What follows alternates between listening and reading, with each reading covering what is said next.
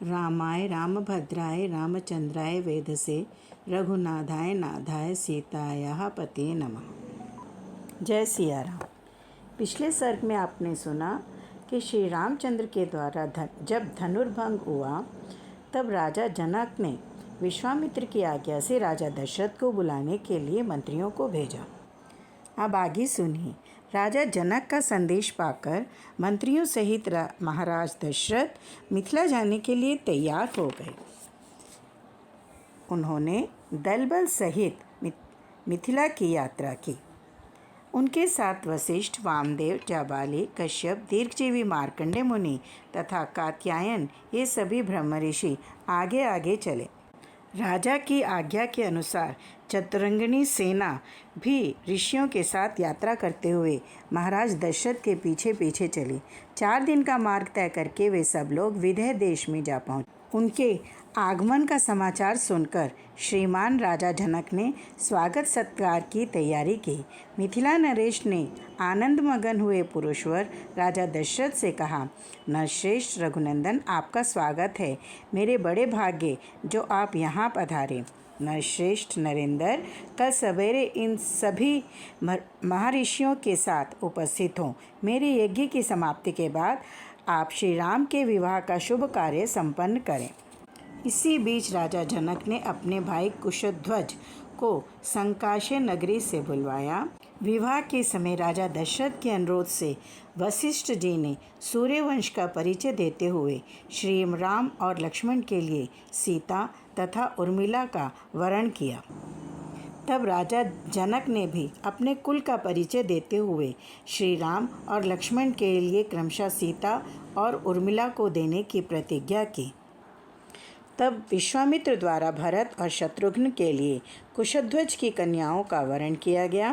राजा जनक द्वारा इसकी स्वीकृति मिली तथा राजा दशरथ ने अपने पुत्रों के मंगल के लिए नांदी श्राद्ध एवं गोदान किया।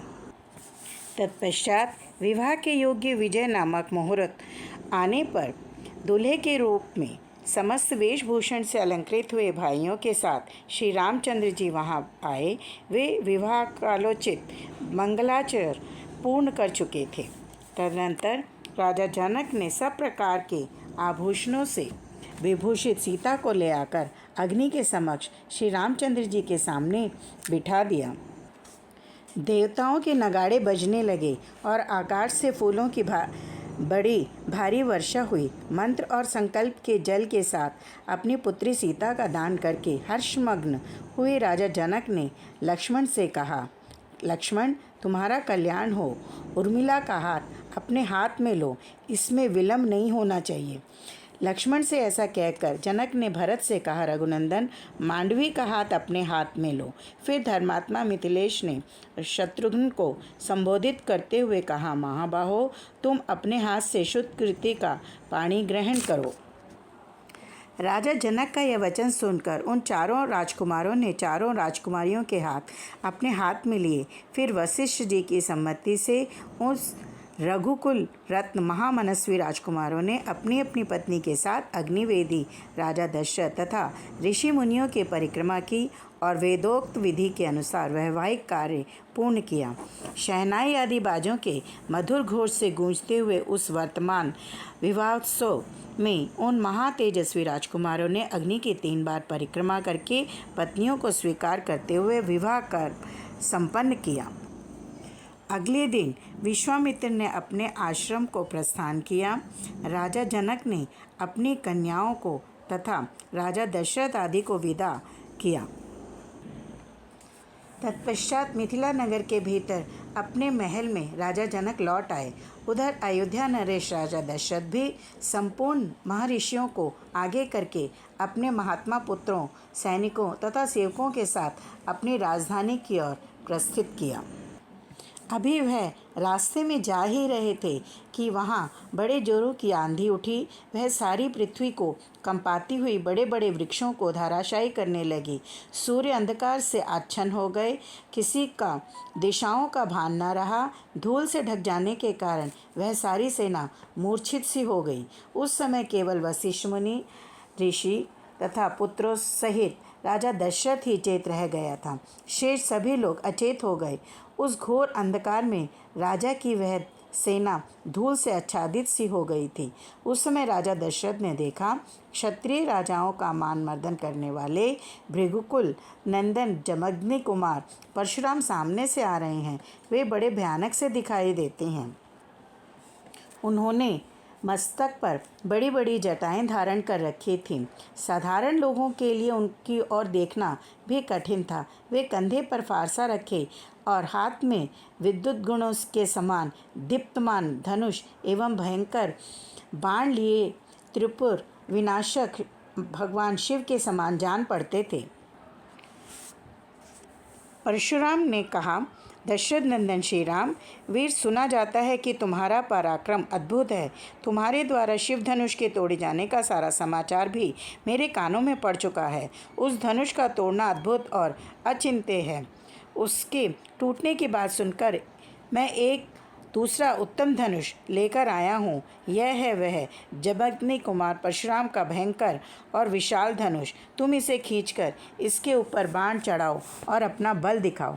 परशुराम जी का वह वचन सुनकर उस समय राजा दशरथ के मुख पर विषाद छा गया। वे दीन भाव से हाथ जोड़कर बोले, ब्राह्मण, मेरे बालक पुत्रों को आप अभयदान देने की कृपा करें, क्योंकि आपने इंद्र के समीप प्रतिज्ञा करके शस्त्र का परित्याग कर दिया है। राजा दशरथ इस प्रकार कहते ही रह गए, परंतु प्रतापी परशुराम ने उनके उन वचनों की अवहेलना करके राम से कहा, रघुनंदन, ये दो धनुष सबसे श्रेष्ठ और दिव्य थे। सारा संसार इन्हें सम्मान की दृष्टि से देखता था। साक्षात विश्वकर्मा ने इन्हें बनाया था। ये बड़े प्रबल और दृढ़ थे। नरशेष, इनमें से एक को देवताओं ने त्रिपुरासुर से युद्ध करने के लिए भगवान शंकर को दे दिया था। ककुसनंदन, जिससे त्रिपुर का नाश हुआ था, वह वही धनुष था जिसे तुमने तोड़ डाला, और दूसरा धनुष यह है जो मेरे हाथ में है। इसे श्रेष्ठ देवताओं ने भगवान विष्णु को दिया था। श्री राम, शत्रु नगरी पर विजय पाने वाला वही यह वैष्णव धनुष है। ककुसनंदन, यह भी शिवजी के धनुष के समान ही प्रबल है। शिवजी के धनुष के तोड़े जाने का समाचार सुनकर मैं शीघ्रतापूर्वक यहाँ आया हूँ। श्री राम, यह महान वैष्णव धनुष मेरे पिता पितामह के अधिकार में रहता चला आया है। अब तुम क्षत्रिय धर्म को सामने रखकर यह उत्तम धनुष हाथ में लो और श्रेष्ठ धनुष पर एक ऐसा बाण चढ़ाओ जो शत्रु नगरी पर विजय पाने में समर्थ हो। यदि तुम ऐसा कर सके तो मैं तुम्हें द्वंद्व युद्ध का अवसर दूंगा। उनके क्रोध को देखकर श्री राम ने कहा, भार्गव, मैं क्षत्रिय धर्म से युक्त हूँ। आप मुझे पराक्रमहीन और असमर्थ सा मानकर मेरा तिरस्कार कर रहे हैं। अच्छा, अब मेरा तेज और पराक्रम भी देखिए। ऐसा कहकर शीघ्र पराक्रम करने वाले श्री रामचंद्र ने कुपित होकर परशुराम जी के हाथ से वह उत्तम धनुष और बाण ले लिया।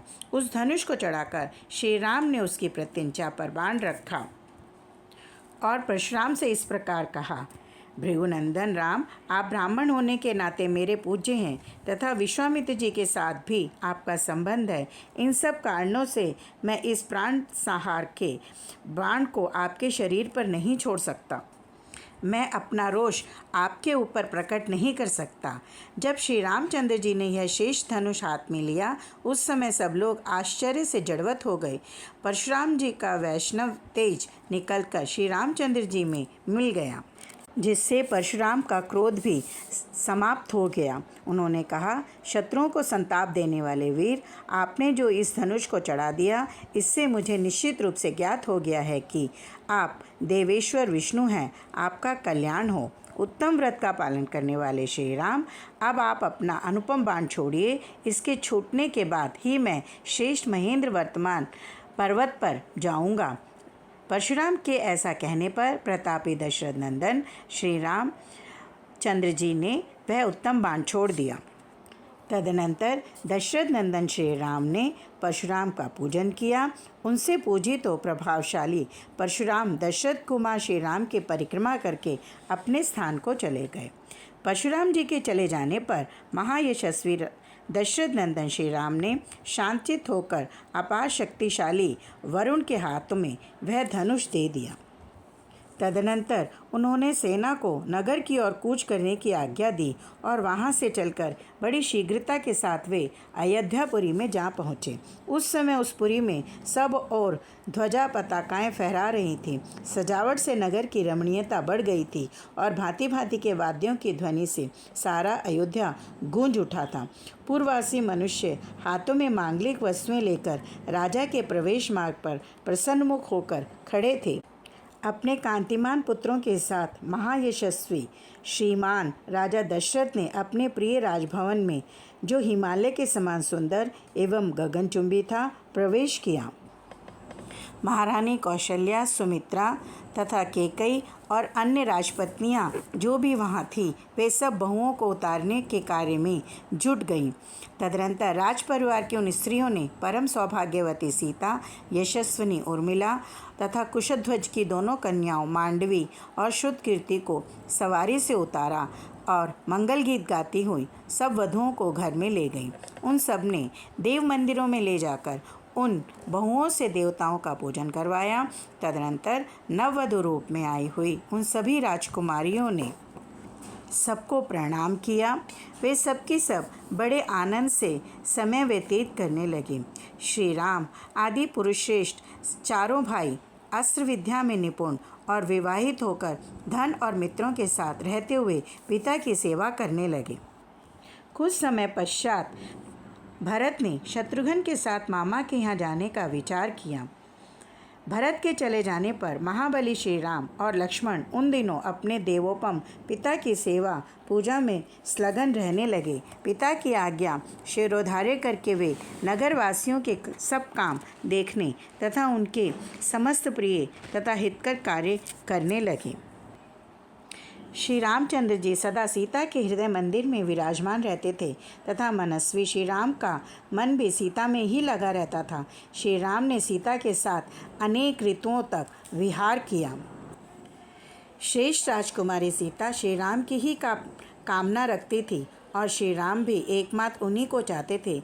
जैसे लक्ष्मी के साथ देवेश्वर भगवान विष्णु की शोभा होती है, उसी प्रकार उन सीता देवी के साथ राजश्री दशरथ कुमार श्री राम परम प्रसन्न रहकर बड़ी शोभा पाने लगे। इस प्रकार श्री वाल्मीकि निर्मित आर्ष रामायण आदि काव्य का बालखंड समाप्त हुआ।